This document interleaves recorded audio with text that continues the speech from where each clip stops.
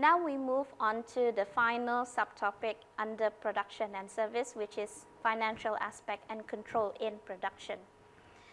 I did mention a few times on forecasting.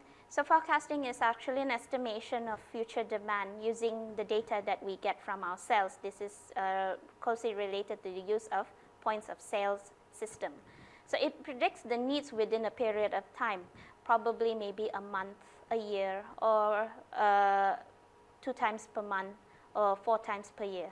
It depends on the outlet. So it serves as a means of communication of purchasing food production staff, and to ensure all these stages complete within a timely manner. The second is the accurateness do minimize the chances of overproduction or underproduction. And finally, reflects on the history of sales, whether the outlet do well or not at that particular year. So historical data. So this is usually determines the needs and establish the trends of all of the forecasting method. So restaurants, they usually look on customer served per meal, menu items sold per period, beverage sales. Schools, they look at student enrollments. So how do students purchase full meal? What they purchase? So teachers, what did they eat?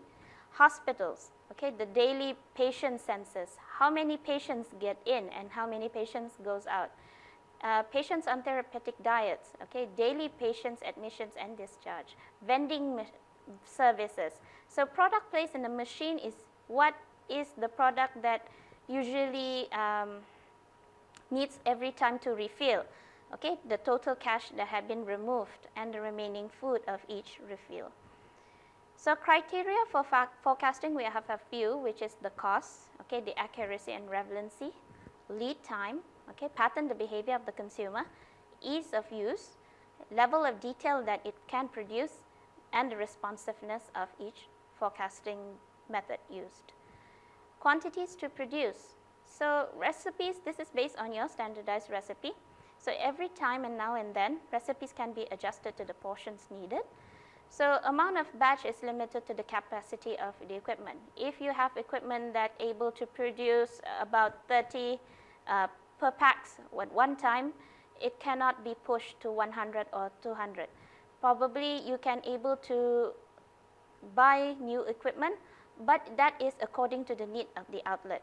So the steps, we have 4 steps. First, you determine the portion in the size in grams. Then after that, your portion size actually multiply with the number of portions that you can produce.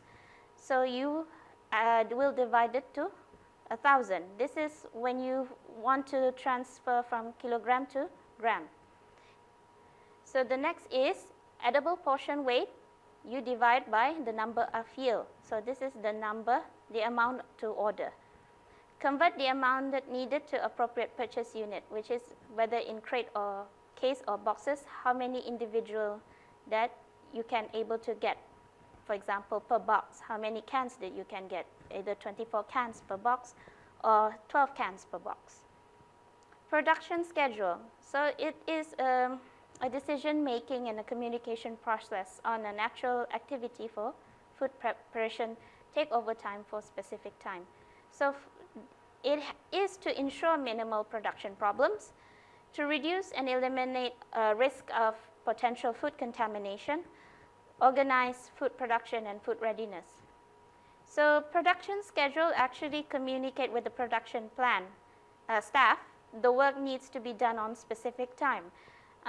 For instances, a staff requires to produce 20 pieces of pie from 3 o'clock from 4 o'clock. So it already been scheduled at that time. So the staff must fulfill that quota. Production meetings is often used in discuss and improve effectiveness of the menu and also the production plan. Every now and then the executive chef or the head kitchen staff will meet all the kitchen staff or the production staff and discuss on their performance at that month. So that is the end of subtopic. I think this is the end of topic of production and service. We will see I will see you next time on the next topic. Thank you.